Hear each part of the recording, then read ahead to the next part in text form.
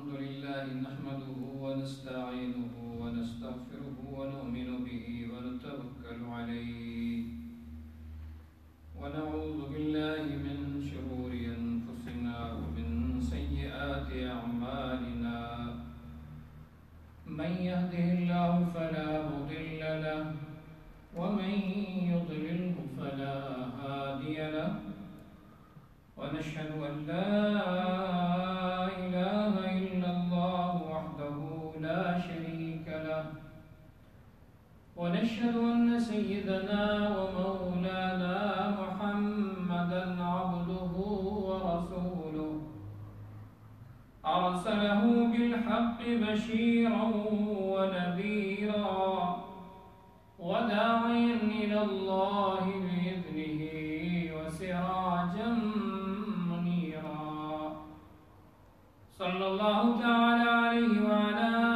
آله وأصحابه وبارك وسلم تسليما كثيرا كثيرا أما بعد فأعوذ بالله السميع العليم من الشيطان الرجيم بسم الله الرحمن الرحيم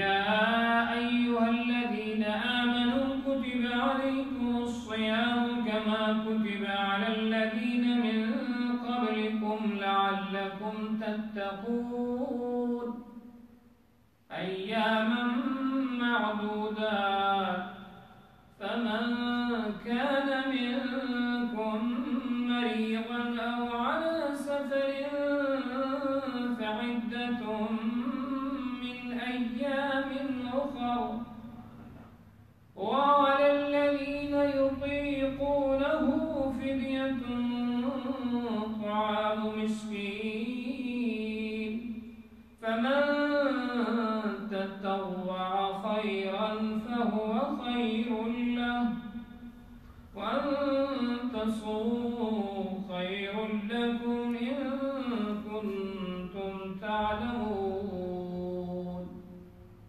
صدق الله مولانا العظيم وصدق رسوله النبي الكريم ونحن على ذلك لمن الشاهدين والشاكرين والحمد لله رب العالمين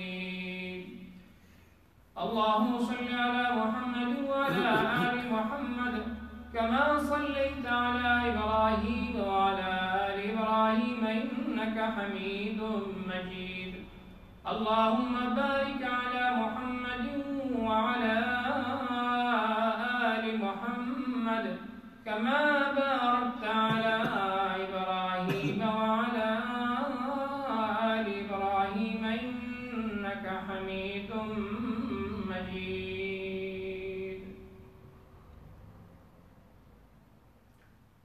میرے انتہائی واجب الاحترام معزز حضرات، میرے عزیزوں اور دوستوں، میری آواز سننے والوں اور سننے والی ماؤں اور بہنوں،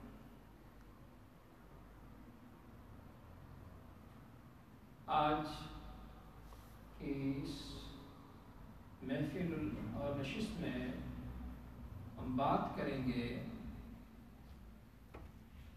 اس شخص کے بارے میں کہ جس کا انتقال ہو جائے اور اس پر قضا روزے ہوں تو کیا کیا جائے گا۔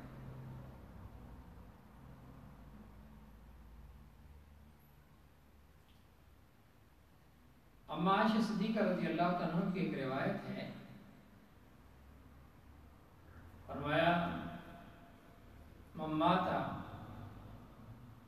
علیہ صوم، جس کسی کا انتقال ہو جائے اور اس پر روزے ہوں، روزے اس کے رہ گئے ہوں، صام عنہ ولی، تو وہ روزے اس کی جانب سے اس کے ولی رکھے گا۔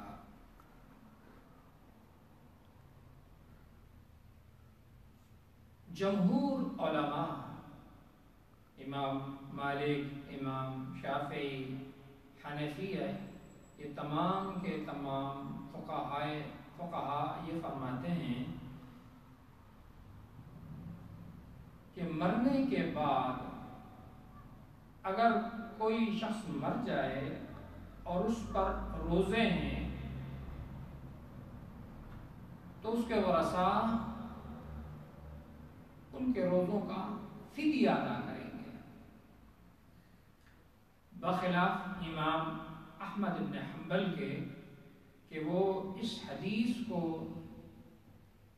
بطور دلیل کے اور اس سے استدلال کرتے ہیں، اس سے ہی دلیل پکڑتے ہیں، ظاہری معنی کا اعتبار کرتے ہیں کہ جس کسی کا انتقال ہو جائے اور اس پر روزے ہوں تو اس کا ولی اس کی طرف سے روزے رکھے گا۔ جمہور علماء اس کے خلاف ہیں، وہ فرماتے ہیں کہ روزوں سے متعلق اس کا فدیہ ہے، وہ روزے نہیں رکھ سکے یا نہیں رکھ سکی اور اس کا انتقال ہو گیا تو اس کی طرف سے اس کا فدیہ ادا کیا جائے گا۔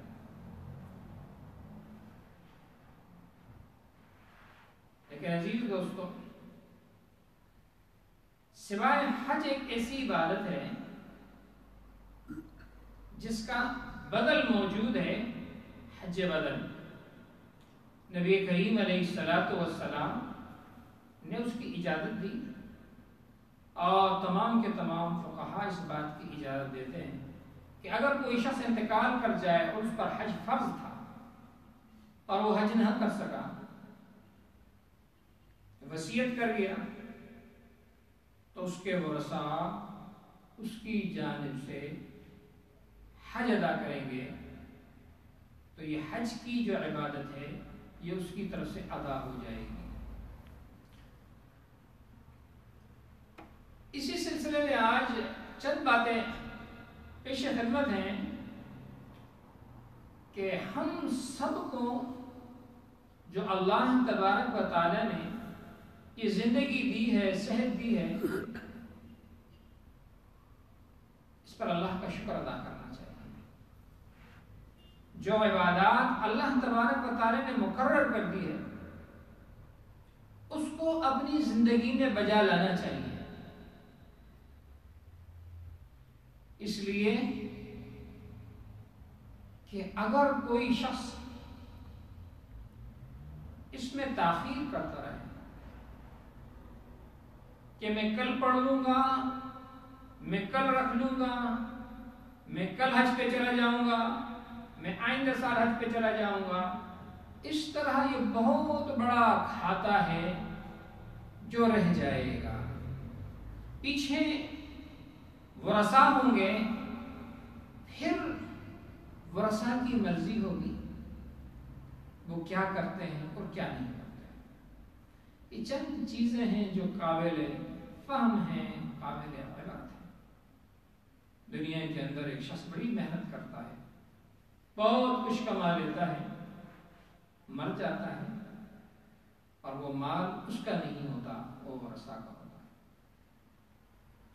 سب سے پہلی بات کہ اگر کسی کا انتقال ہو رہا ہے اور اس کے روزے ہیں، اسے چاہیے کہ وہ اس کی وصیت کرے ورثاء کو، اور وہ وصیت لکھیں کہ میرے روزے ہیں، میرے مرنے کے بعد میرے روزوں کا فدیہ ادا کر دیا جائے۔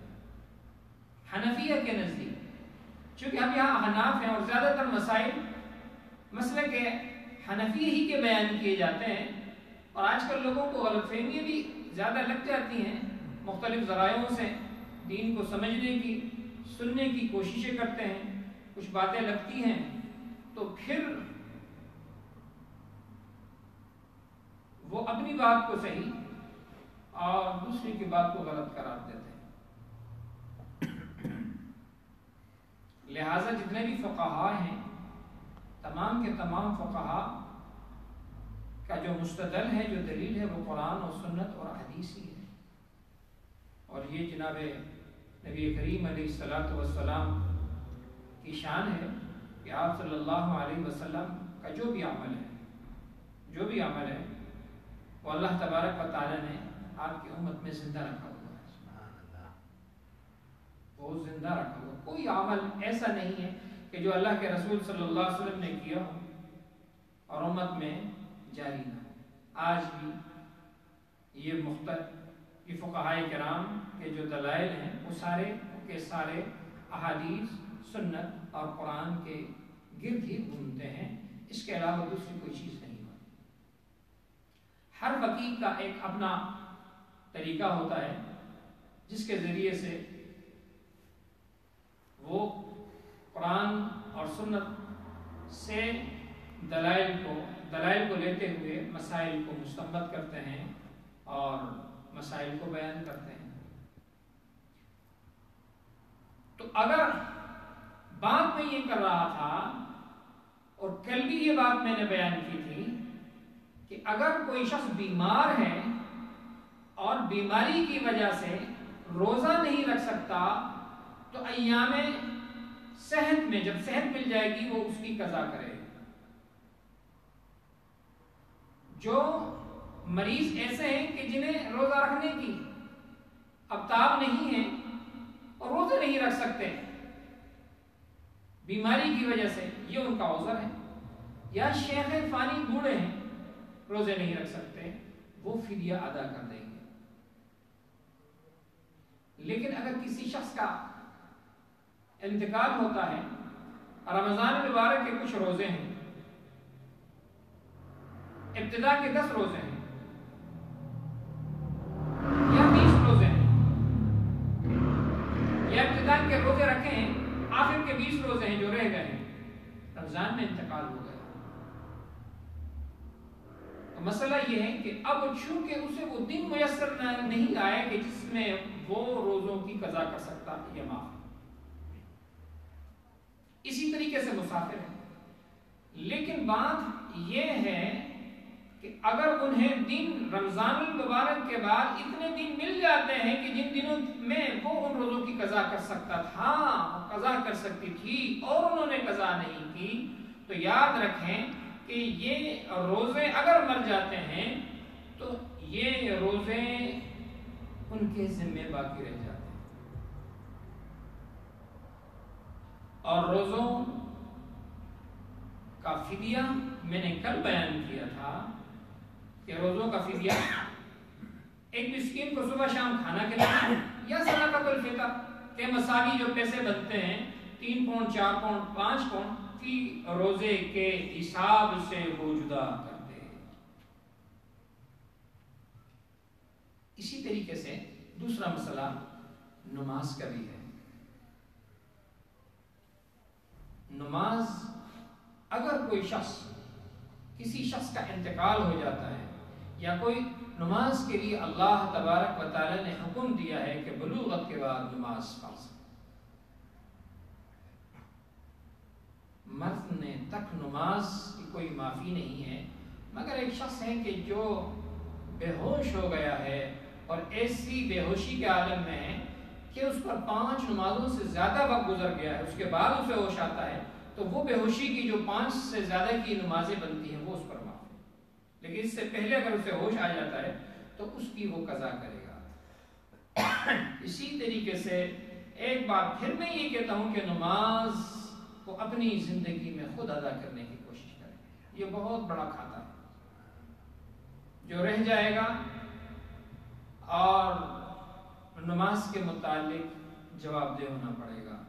نماز کے متعلق اللہ تبارک و تعالیٰ نے قرآن کریم میں جا بجا گاہے گاہے اقیموا الصلاۃ اقیموا الصلاۃ اقیموا الصلاۃ، نماز قائم کرو، نماز قائم کرو، بارہا بارہا بیان فرمایا۔ اور نماز مومن کی معراج ہے۔ اللہ تبارک و تعالیٰ نے نبی کریم علیہ الصلوۃ والسلام کو نماز جب اللہ کے ہاں گئے ہیں معراج میں یہ تحفہ لے کر آ رہے ہیں، نماز۔ اگر کوئی شخص بیماری کی وجہ سے نماز کھڑا ہو کے نہیں پڑھ سکتا، بیٹھ کے پڑھ لے۔ بیٹھ کے نہیں پڑھ سکتا، وہ لیٹ کے نہیں پڑھ سکتا۔ وضو نہیں کر سکتا، تیمم کر لے۔ اور کیا ہوگا کہ لیٹے لیٹے اشاروں سے ہی نماز پڑھ لے۔ نماز کے اندر اللہ تبارک و تعالیٰ نے بڑی سہولت دی ہے کہ نماز کو ادا کیا جائے، نماز نہ رہ جائے۔ لہذا صحت مند تو صحت مند ہے، نہ جانے کیوں نمازیں چھوڑ دیتے ہیں۔ اگر بیمار بھی ہے اس کے لیے اللہ تبارک و تعالیٰ فرماتے ہیں کھڑا نہیں ہو سکتا، بیٹھ کے نماز پڑھ لے۔ بیٹھ کے نہیں پڑھ سکتا، لیٹ کے پڑھ لے۔ اسی طریقے سے بھی نماز کی فرضیت، نماز کے ارکان کو ادا کر لے۔ لیکن اگر کوئی شخص نماز نہ پڑھ سکا تو یاد رکھیں کہ جس طرح روزے کا بدل فدیہ ہے، اسی طریقے سے نمازوں کا بھی فدیہ بنتا ہے۔ اب جو روزے کا فدیہ ہے وہی نماز کا فدیہ ہے۔ نماز کا فدیہ بھی روزے کا فدیہ ہے۔ روزے تو 30 روزے تھے، آسان حساب بن رہا تھا۔ اگر ایک روزے کے 3 پاؤنڈ دے رہے تھے تو مہینے کے 90 پاؤنڈ بنتے ہیں، مہینے کے 90 پاؤنڈ بنتے ہیں۔ لیکن نمازوں کا معاملہ عزیز دوستوں تھوڑا سخت ہے۔ نمازوں کو ادا کرنے کی کوشش کریں، نمازوں کو نہ رکھیں۔ آگے کیا سکھانے والا ہے وہ ہم نہیں جانتے۔ اپنی نماز کو اپنے وقت پر ادا کرنے کی کوشش کریں، اپنے وقت پر ادا کرنے کی کوشش کریں۔ نبی کریم علیہ الصلوۃ والسلام کے جو کلمات ہیں، آپ صلی اللہ علیہ وسلم وصیت فرما رہے ہیں نماز کے متعلق۔ آپ صلی اللہ علیہ وسلم ایام مرض میں مسجد نماز کے لیے آ رہے ہیں، آپ کو مسجد لایا جا رہا ہے، یہاں تک کہ آپ چلنے کے اسی صحت آپ کی ہو چکی ہے کہ آپ کھڑے بھی نہیں ہو پا رہے۔ ہمیشہ نماز کی نبی کریم علیہ الصلوۃ والسلام نے تلقین فرمائی۔ ہمیں نمازوں کا اہتمام کرنا چاہیے، نماز کو ادا کرنا چاہیے۔ اگر کسی کی نماز رہ گئی ہے تو انہیں چاہیے کہ اپنی نمازوں کو مختلف اوقات میں وہ قضا پڑھ لیا کریں۔ ہر ایک شخص جس کی بیماری کی وجہ سے یا کچھ اگر زندگی غفلت میں گزر گئی ہے، وہ اپنی نمازوں کو کسی نوٹ بک میں لکھ کر کے ہر نماز کے ساتھ اگر ایک نماز ادا کریں تو کچھ عرصے میں ان کی نمازیں ادا ہو جائیں گی۔ صحت مند حضرات، اور اگر بیماری کو کوئی پہنچ گیا تو بہت مشکل ہو جائے گا۔ صبح کی نماز پڑھنے کے بعد نوافل تو نہیں پڑھ سکتے ہیں، لیکن قضا نمازیں پڑھ سکتے ہیں۔ بہت بڑا وقت ہوتا ہے، فارغ وقت ہوتا ہے۔ عصر کے بعد فارغ وقت ہوتا ہے، نوافل نہیں پڑھ سکتے، قضا نمازیں پڑھیں۔ مغرب کے بعد نمازیں پڑھ سکتے ہیں، عشاء کے بعد ہم نمازیں پڑھ سکتے ہیں، ظہر کے بعد، یعنی ہر نماز کے بعد اگر اپنی قضا نمازوں کو کوئی ادا کرنا چاہے تو روزانہ کی 5 نمازوں کے ساتھ 5 نمازیں ادا ہو جائیں گی، 5 نمازیں ادا ہو جائیں گی۔ لیکن اگر کوئی نماز ادا نہیں کرے گا اور نمازیں اسی طرح رہتی چلی جائیں گی تو یہ یاد رکھیں کہ یہ ساری کی ساری نمازیں اس کے کھاتے میں آ گئی ہیں، اس کے کھاتے میں آ گئی ہیں۔ اب اگر اس کا انتقال ہوتا ہے، اسے چاہیے کہ انتقال سے پہلے، موت سے بہت پہلے اپنی وصیت لکھے۔ وصیت میں کیا لکھیں؟ اپنی نمازیں، اپنے روزے۔ بھئی اگر آپ نے اپنی وصیت کے اندر اپنی نماز اور روزے نہیں لکھے تو آپ کے ورثہ کو کیا معلوم ہے کہ آپ کی کتنی نمازیں رہ گئی ہیں، کتنے روزے رہ گئے ہیں؟ ہاں جی، انہیں کیا معلوم ہے؟ لہٰذا ان پر کوئی پکڑ نہیں ہوگی۔ آپ ہی اس بات کے ذمہ دار ہیں کہ خود اس کی وصیت لکھ کے جائیں۔ اور دوسری بات یہ ہے کہ اگر وصیت لکھو گے بھی تو یاد رکھنا کہ 1/3 مال میں جو آپ کی وصیت ہوگی وہ نافذ العمل ہوگی۔ انسان مر جاتا ہے، مر جانے کے بعد اس کے مال سے اس کا تجہیز و تکفین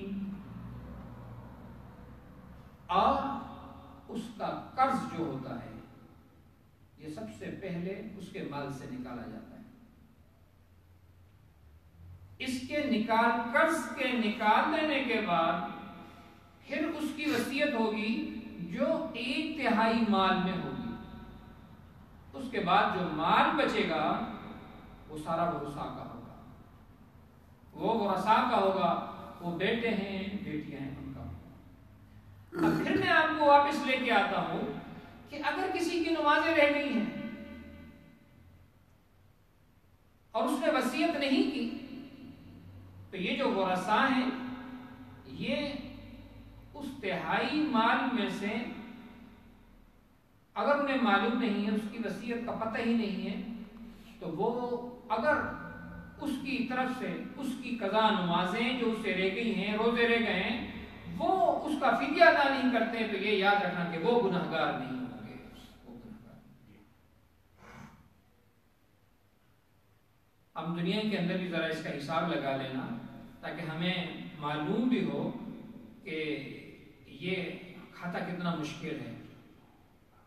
نمازیں اللہ تبارک و تعالیٰ نے بڑی آسان کی ہیں، لیکن یہ جب اتنے بڑے پیسے دینے آتے ہیں تو وہ مشکل ہو جاتے ہیں۔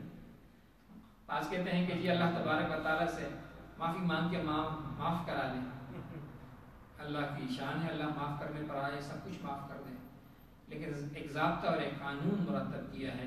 ہر ایک شخص اس ضابطے اور قانون کو اپنے اوپر لاگو کرے گا تبھی اللہ تبارک و تعالیٰ کی طرف سے معافی ملے گی۔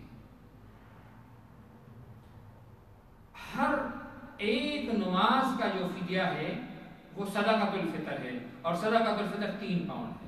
وہ میں نے کہا کہ جو 30 روزے تھے 90 پاؤنڈ ہو گئے۔ اب اگر کوئی شخص ایک دن کا اگر حساب لگاتا ہے، مثال کے طور پر ایک نماز 3 پاؤنڈ اور 5 نمازیں دن میں اور 6ٹی وتر بھی ہے تو 6 نمازیں ہو گئی،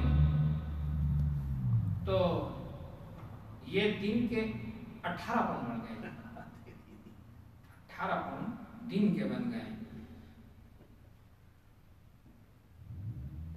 3 پاؤنڈ کے حساب سے۔ اور اگر پھر 4 ہوں کتنے بنیں گے؟ ایک دن 18 بن رہے ہیں۔ میرے پاس کیلکولیٹر نہیں ہے، ہاں، تاکہ آپ حضرات کو میں تھوڑی توجہ دیتا کہ دیکھو مہینے کے 540 پاؤنڈ، ہاں، ایک دن کے 18 اور ایک مہینے کے 540 پاؤنڈ، ایک مہینے کے۔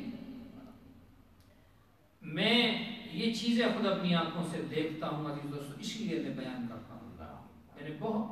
مجھے بھی مرنا ہے، لہذا اپنے اعمال کو پچھلوں پر بوجھ نہ بنا کر جاؤ،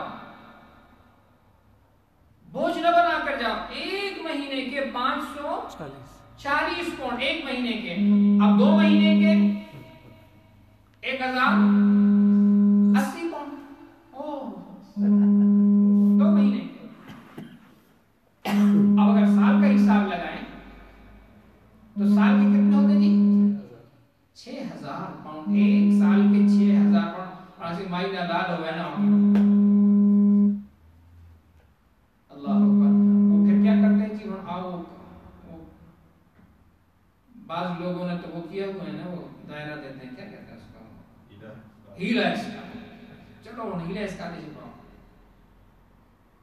عزیز دوستو، جو دین ہے اس پر عمل کرنے کی کوشش کی جائے۔ میرا کہنے کا مقصد ہی یہ ہے کہ جب یہ مہینے 2 مہینے کے 1000 پاؤنڈ ہوتے ہیں اور 4 مہینے کے 2000 پاؤنڈ ہوں گے. اب اسی طرح بڑھاتے چلے گئے, یہ تو بہت بڑی رقم بن جائے گی. آج کل بھی وہ بوڑھے اور بوڑھے جو بیمار ہوتے ہیں اور خدمت کے لائق ہوتے ہیں, بعض لوگ یہاں ان کی خدمت کے نام پہ بہت سے پیسے بٹور لیتے ہیں, لیکن ان کی نمازوں کی جب باری آتی ہے تو ان کی حیات کے اندر اس پر عمل نہیں کرتے. جو مر جائیں گے تو وہ کیسے وہ کریں گے. لیکن سب سے بنیادی چیز جو میں کہہ رہا ہوں, پھر میں ریپیٹ کر کے کہتا ہوں کہ یہ کام میرا ہے, میری نماز ہے, میں اس کو ادا کرنے کی کوشش کروں. میرے اگر پیسے ہیں, میں اپنے اولاد کو اپنی زندگی میں کہوں کہ میرے بیٹوں, میری نمازوں کا میں نماز نہیں پڑھ سکتا یا میری روزے ہیں, اس کا فدیہ نکال دیں زندگی میں. اس کی ایک آسان صورت بھی میں بتا دیتا ہوں کہ دیکھو, اس کا ایک فدیہ آسان, بہت ہی آسان ہے کہ پاکستان کے اندر گندم لے لیں اور 2 کلو کے حساب سے نماز کے بہت ہی سستا سودا ہے, ادا ہو جائے گا. سستا سودا ہے, ادا ہو جائے گا. غریب لوگ ہیں, ایک من ایک غریب کو دے دیں, دوسرے من غریب کو دے دیں, مدارس کو دے دیں, یہ مختلف لوگ جو ہیں ان کو گندم دے دیں, تو یہ بہت ہی سستا ہے کہ آپ کا فدیہ, آپ کا بدلہ نماز کا, روزے کا ادا ہو جائے گا. اور اگر آپ اس کو اسی طرح رکھو گے تو یہ یاد رکھنا کہ پھر وصیت کرو, پھر اس کی وصیت لکھو. اگر وہ وصیت لکھی ہوئی ہے, وہ وصیت لکھی ہوئی ہے, مرنے کے بعد جب ساری چیزوں سے فارغ ہو جائیں گے, تجہیز و تکفین, تدفین, ساری چیزیں ہو گئیں, اس کے آنے کے بعد دیکھیں گے کہ دیکھو بھائی قرضہ کتنا ہے, قرضہ ادا ہوگا. قرضے کے بعد دیکھیں گے وصیت ہے. اگر آپ نے وصیت کی ہوگی, میں پھر کہتا ہوں اگر آپ نے وصیت لکھی ہوگی, اگر آپ نے وصیت لکھی ہوگی تو اس وصیت کو دیکھا جائے گا کہ آیا کیا لکھا ہے اس کے اندر, اس میں کتنی نماز ہیں, اس میں کتنے روزے ہیں. ایک سال کا حساب کر کے آپ مجھے بتائیں گے, اگر 1 سال کی نمازیں ہیں تو 6480 6480 ایک سال کے. اب لگاؤ جی 6000 پاؤنڈ 7000 پاؤنڈ نکالنا.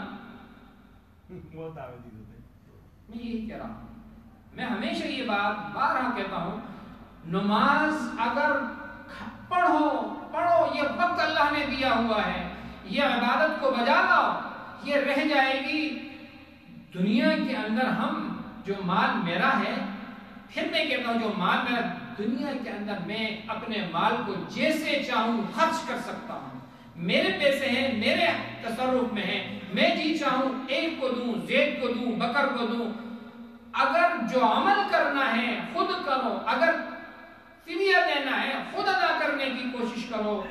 اور اگر یہ رہ گئے اور آپ نے وصیت کی یا نہ کی, 2 باتیں, اگر آپ نے وصیت کر دی اور پھر آپ کی وصیت کے بعد 1/3 مال وہ دیکھتے ہیں کہ آیا یہ آپ کے جو پیسے ہیں 6000 پاؤنڈ ہیں, یا اس کے اندر حج ہے, یا جو چیزیں آپ نے لکھی ہیں, آج کل حج بھی تو گیا 5000 پاؤنڈ سے 6000 پاؤنڈ تک گیا ہوا, وہ بھی ہے, وہ بھی کرنا ہے. یہ نمازیں ہیں, یہ روزے ہیں, یہ ساری چیزیں 1/3 مال میں آ رہی ہیں. اگر یہ 1/3 مال میں یہ ادا ہوتی ہیں بہت اچھی بات ہے. اور اگر 1/3 مال سے زیادہ مال بنتا ہے, آپ نے وصیت کی ہوئی ہے لیکن 1/3 مال سے یہ زیادہ بن رہا ہے,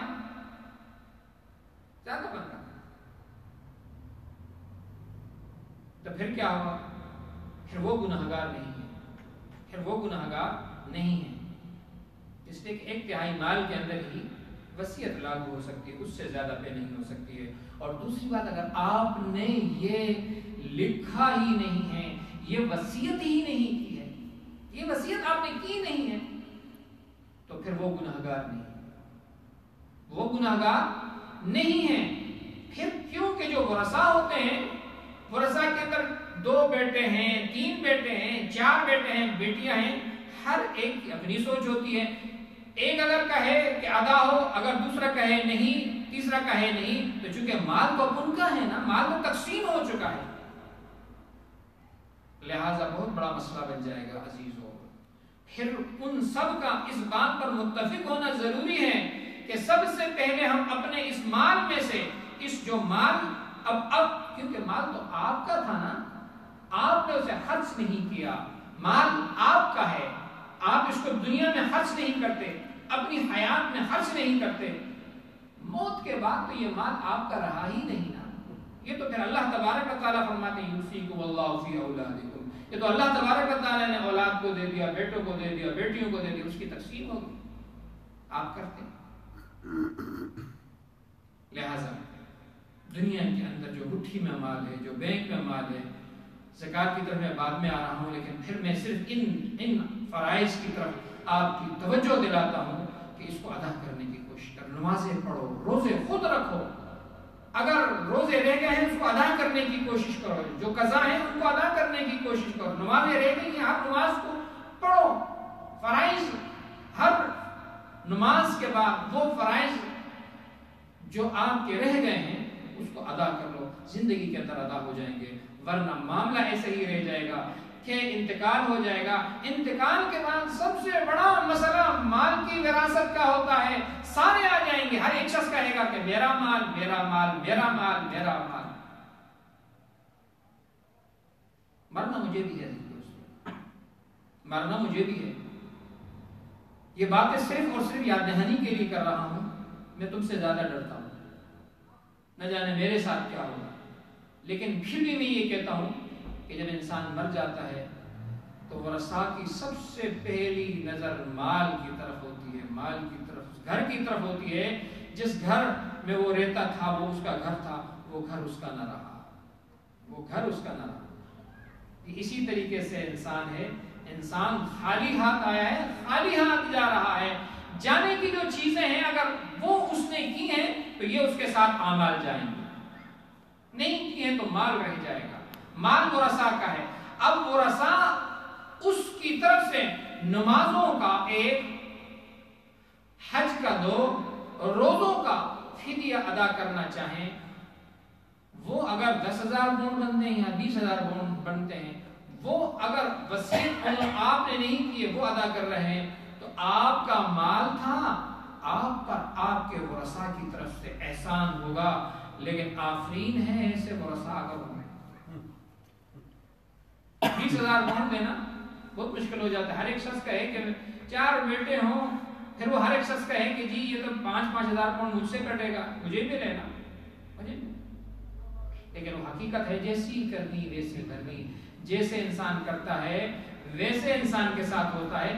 اس لیے ہم تو آ رہے ہیں نا ایک سلسلے کے اندر. میرے والد کا انتقال ہوا، میں نے ان کی وفات کے بعد انہیں کتنا یاد رکھا، میں نے ایصال ثواب اس کے لیے کتنا کیا ہے، میں کتنا اپنی دعاؤں میں اسے یاد کرتا ہوں، میں کتنا صدقہ اور خیرات اس کی طرف سے کرتا ہوں. میں نے اس کی نمازوں کا، میں نے اس کی روزوں کے لیے کیا کیا تھا.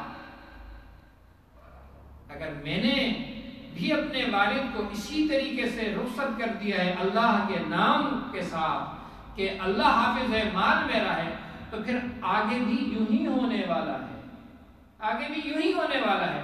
لہٰذا عزیز دوستو توجہ کیجئے. پھر میں آپ کو اس بات کی طرف توجہ دلاتا ہوں کہ یہ جو اعمال ہیں اس کو خود اپنی طرف سے ادا کرنے کی کوشش کرو.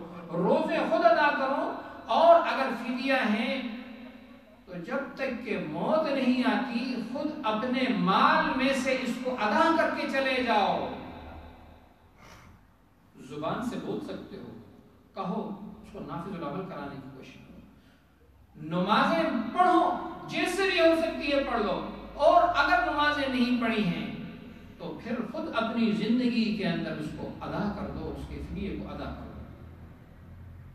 یا آخری بات یہ ہے کہ اس کی وصیت کر دو. اگر آپ نے وصیت کر دی تو 1/3 مال میں آپ کی وصیت نافذ العمل ہوگی کہ اگر وہ جو رقم بنتی ہے وہ اس قدر ہو کہ 1/3 میں دی جا سکتی ہو، اور اگر 1/3 سے زیادہ ہے تو پھر اتنا ہی کہ جتنا 1/3 میں بن سکتا ہے باقی رہ جائے گا. اگر وہ ورثہ ادا کرتے ہیں تو اس کا احسان ہوگا، اور اگر آپ نے وصیت نہیں کی ہے اور اگر آپ نے وصیت کی ہے اور آپ کی وصیت پر وہ عمل نہیں کرتے 1/3 مال میں، وہ گنہگار. ہم بہت سی چیزیں عزیز دوستو لکھتے ہیں، کتابتیں کرتے ہیں، بہت سی چیزوں کی کرتے ہیں.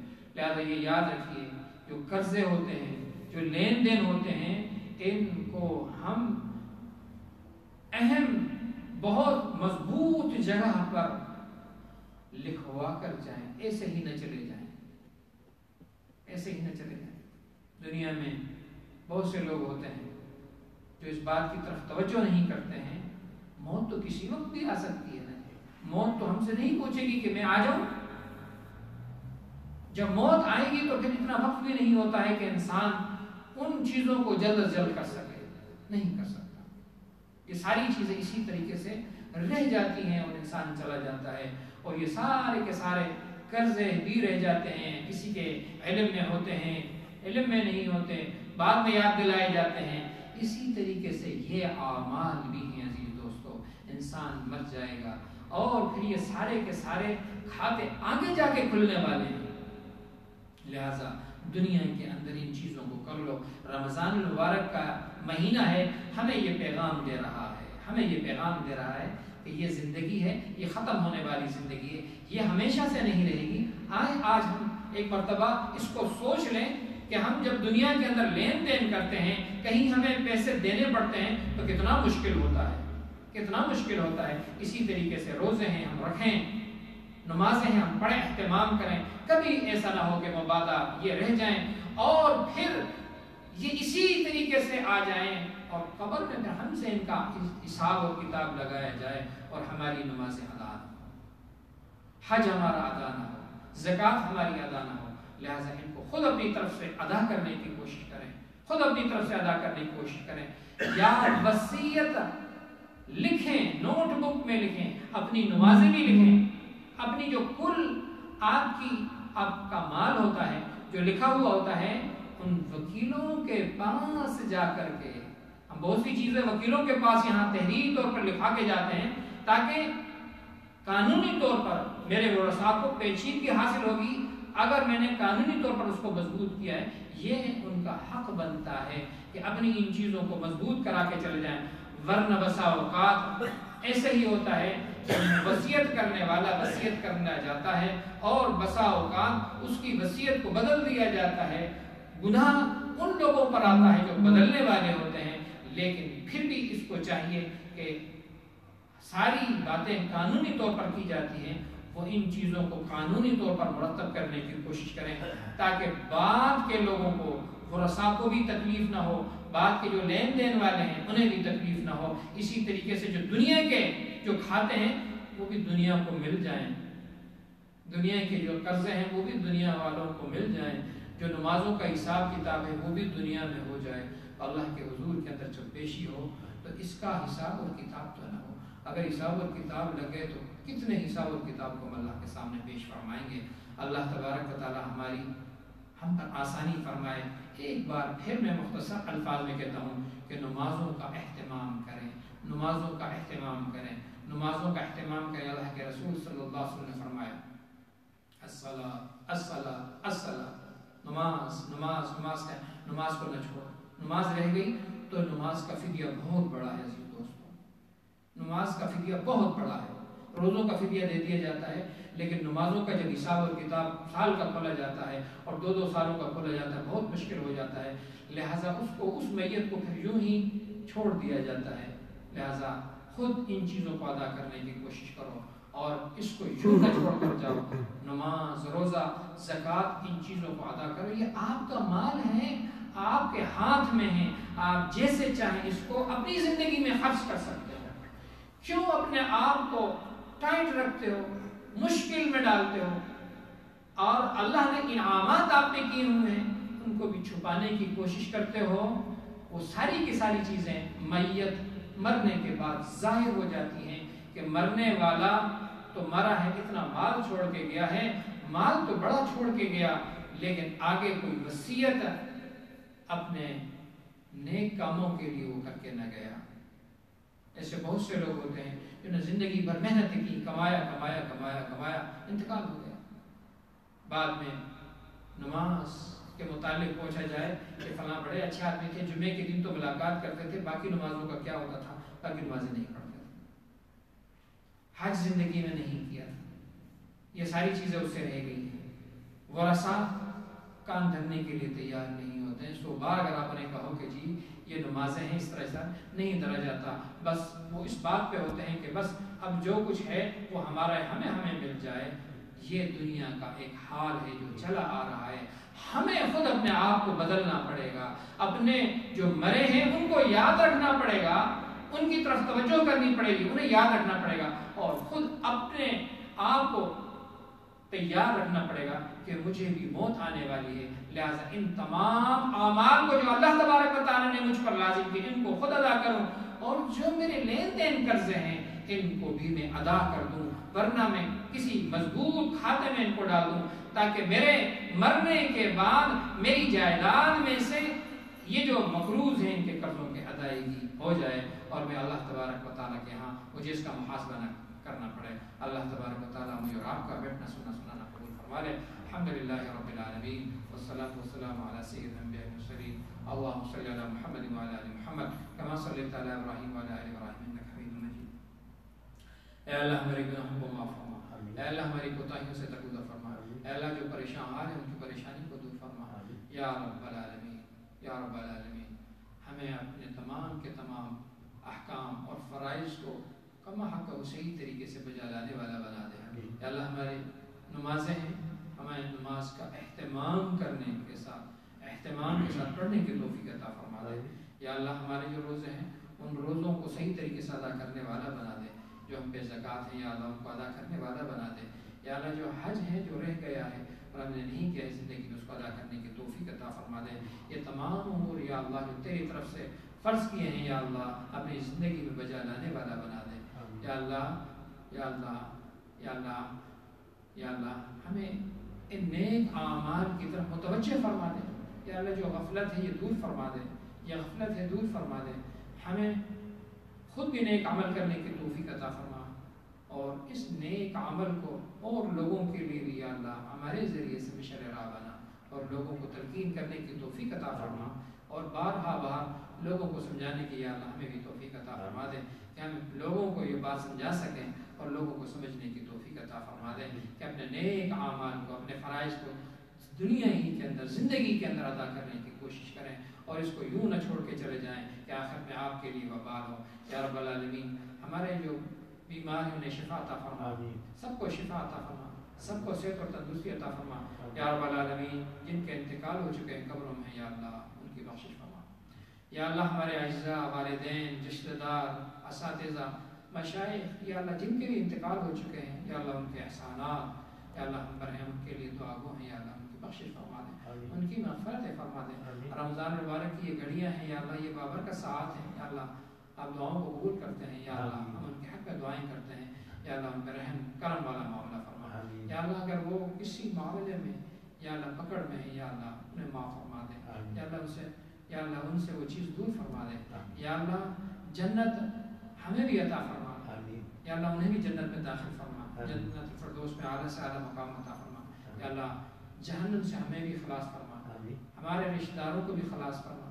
یا اللہ ہمارے رشتہ دار، اعزاء، ہمارے گھر والوں کو، گھر والیوں کو، بچوں کو، بچیوں کو، والدین کو، سب کو یا اللہ تمام مسلمانوں کو جہنم سے یا اللہ خلاصی فرما، یا اللہ خلاصی فرما۔ ہماری عبادات کو قبول فرما، ہماری عبادات کو قبول فرما، اپنی رضا اور اپنی خوشنودی یا اللہ عطا فرما۔ یا اللہ جو ہماری عبادات ہیں ان میں یا اللہ ہمیں رعا کرنے سے، دکھلاوے سے بچا۔ یا اللہ جو اعمال ہیں تیری رضا کے لیے ہیں، تو راضی ہو جا یا اللہ، تو راضی ہو جا، تجھے ہی رضا کرنا مقصود ہے، تو راضی ہو جا اور تو ہی اس کا اجر عظیم عطا فرما دے۔